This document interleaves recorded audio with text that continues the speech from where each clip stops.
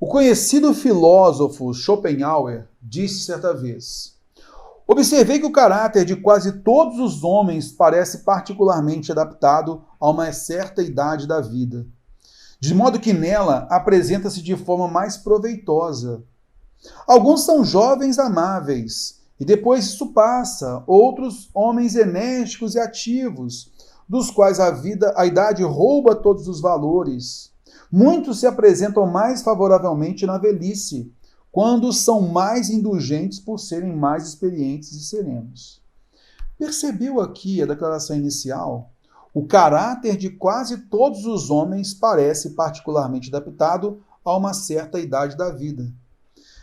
De modo que nela, nessa certa idade, apresenta-se de forma mais proveitosa. Então a pessoa aprende, né, com a vida, com a lida diária, com a vida, com a experiência de vida, ela vai aprendendo a se comportar, o seu comportamento fica melhor. Então, na visão aqui do filósofo Schopenhauer.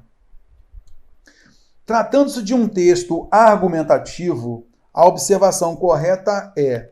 Cara, a banca gosta muito de cobrar a estratégia argumentativa. Então, como, não é só o que o autor defende, mas como ele distribuiu essa defesa do argumento. E isso aqui a gente vai observar. Então, olha só, tratando-se de um texto argumentativo, a observação correta é qual? Vamos lá. A autoridade do argumentador, nesse caso, está ligada à sua idade, à sua experiência de vida. Se ele colocasse assim, que a autoridade do referente, e aí, nesse caso, seria aquela pessoa que melhora seu comportamento ao longo da vida e tal, aí sim está ligado à sua idade, tudo bem. Né? O tema está ligado à maturidade em relação à idade, poxa, tudo bem. Só que aqui ele falou, a observação correta é a autoridade do argumentador. Nesse caso, está ligada à sua idade, então ele, por ser mais velho, então esse argumento de autoridade é porque ele é mais velho? Não. Essa foi uma experiência que ele percebeu por ser filósofo.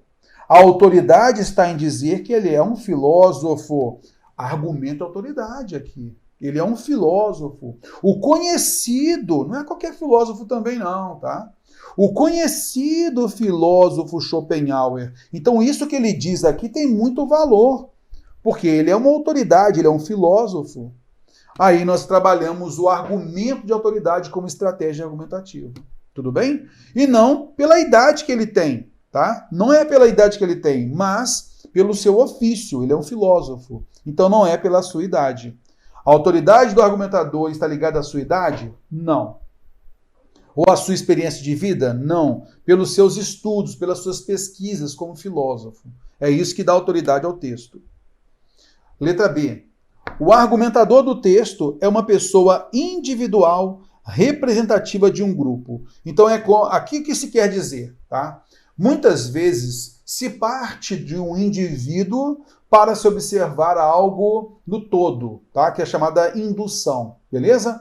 Mas nesse caso aqui, você vai perceber que o autor não partiu de uma experiência dele, indivíduo, para representar um grupo, que seria aí essa relação da indução, né? Não seria esse método indutivo, não seria isso, tá? O que a gente vai perceber aqui, o que ele observou, né? Olha, observei que o caráter de quase todos os homens, ele já parte do geral. Ele não parte do indivíduo para representar num grupo, como acontece muitas vezes na perspectiva de um poeta. Ele tem uma relação íntima com a observação que ele tem da Lua. E a partir dali, ele transfere, né, para todo o universo aquela relação que ele sente, ele sabe que as outras pessoas também sentem aquilo. Por uma experiência própria dele, ele entende que o ser humano também pode fazer aquilo. Aí, nesse caso, eu tenho a indução, beleza? Mas aqui não. Ele partiu todos os homens, ele já partiu da totalidade, ele já partiu do geral, beleza? A tese do segmento é: o caráter de quase todos os homens parece particularmente adaptado a uma certa idade da vida. Cara, a essência do texto está aqui. O caráter de quase todos os homens parece particularmente adaptado a uma certa idade da vida. Isso é a tese. A tese expressa a informação principal do texto, aquilo que o autor coloca para chamar a nossa atenção, beleza? E a partir dali ele desenvolve. E ele realmente, o texto fala sobre isso, né? Nós vamos amadurecendo as ideias, nós vamos ao longo do tempo, ao longo da nossa idade, nós ficamos mais maduros, as nossas ações são melhores, né? Então a gente age com mais sobriedade, né? Então a gente percebe que aqui, olha, realmente é a tese, o caráter de quase todos os homens parece particularmente adaptado a uma certa idade da vida. E ele complementa de modo que nela apresenta-se de forma mais proveitosa. É mais proveitosa essa fase, beleza? Então, a alternativa C é a tese. A tese é a ideia central. Quando, às vezes, a banca pede a tese, para você perceber o seguinte, qual a informação, qual o objetivo do texto?